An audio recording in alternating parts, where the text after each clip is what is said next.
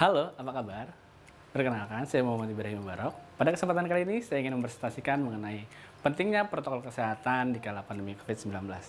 Yang pertama, pentingnya menggunakan masker. Mengapa penting menggunakan masker? Karena penyebaran virus COVID-19 yaitu melalui droplet yang dikeluarkan dari mulut dan juga hidung. Penyebaran COVID-19 dapat dicegah dengan menggunakan masker yang baik dan benar. Lalu, kapan sih kita harus menggunakan masker? Yang pertama adalah saat kita berada di tempat umum. Kita harus menggunakan masker. Dan yang kedua adalah saat kita sedang sakit. Kita wajib menggunakan masker agar tidak menularkan kepada orang-orang yang ada di sekitar kita. Lalu berikutnya jenis-jenis masker yang ada. Pertama, ada masker KN95 yang memiliki efektivitas 95% sampai 100%. Lalu yang kedua, ada masker KF94 yang memiliki efektivitas lebih dari 94%. Lalu yang ketiga, ada masker medis yang memiliki efektivitas 80 sampai dengan 90%. Dan yang terakhir ada masker kain 3 lapis yang memiliki efektivitas 50 sampai 70%. Lalu berikutnya, bagaimana cara menggunakan masker yang baik dan benar, yaitu dengan memakai masker menutup seluruh area wajah dimulai dari hidung sampai dengan dagu dan menutup seluruh area celah masuk udara ke dalam area pernapasan. Lalu yang berikutnya yang kedua. Mengapa mencuci tangan di kala pandemi sangat penting? Karena mencuci tangan dengan sabun dan air mengalir di kala pandemi COVID-19 itu mampu untuk membunuh kuman dan bakteri yang ada di tangan kita, sehingga mampu untuk mencegah penyebaran virus COVID-19. Lalu, kapan sih kita harus mencuci tangan? Yang pertama, sebelum kita makan. Yang kedua, sebelum kita memegang area wajah kita. Lalu yang ketiga, setelah kita bersin. Yang keempat, setelah kita memegang permukaan benda yang kotor. Dan yang terakhir adalah setelah kita merawat orang yang sakit. Lalu, bagaimana sih cara mencuci tangan yang benar-benar? Yang pertama, kita menggosok kedua telapak tangan kita di air mengalir dan sabun.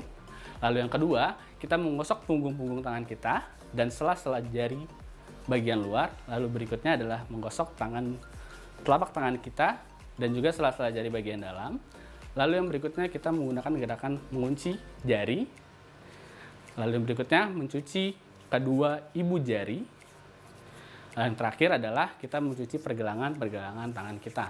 Nah, itu adalah cara untuk mencuci tangan yang baik dan benar. Lalu yang ketiga, menjaga jarak. Mengapa menjaga jarak penting di kala pandemi COVID-19? Karena kita tahu penyebaran COVID-19 yaitu melalui droplet yang dikeluarkan dari mulut dan juga hidung. Sehingga menjaga jarak efektif dan ampuh dalam mencegah penyebaran COVID-19. Bisa kita lihat pada ilustrasi yang ada di samping. Itu bisa kita gambarkan. Yang pertama ada kontak erat melalui kontaminasi benda-benda, lalu kontak fisik, dan yang ketiga memberi jarak sehingga droplet yang tersebar itu menjadi partikel-partikel lebih kecil. Dan yang berikutnya adalah yang terakhir, partikel-partikel menjadi semakin kecil sehingga penyebaran penularan virus menjadi semakin kecil. Lalu bagaimanakah cara menjaga jarak yang baik dan benar di kala pandemi ini? Yang pertama, kita harus melaksanakan yang namanya WFH, SFH. Itu penting nih kalau pandemi COVID-19 karena dapat menekan penyebaran virus COVID-19. Lalu yang kedua, jika kita bertemu dengan teman, dengan rekan, usahakan jangan menjabat tangan. Karena menjabat tangan itu melakukan kontak fisik, sehingga penyebaran COVID-19 dapat dilakukan pada saat kita kontak fisik itu. Lalu yang ketiga adalah kita menjaga jarak saat berada di tempat ramai, tempat umum, kerumunan. Kita harus menjaga jarak 1,5 meter sampai dengan 2 meter.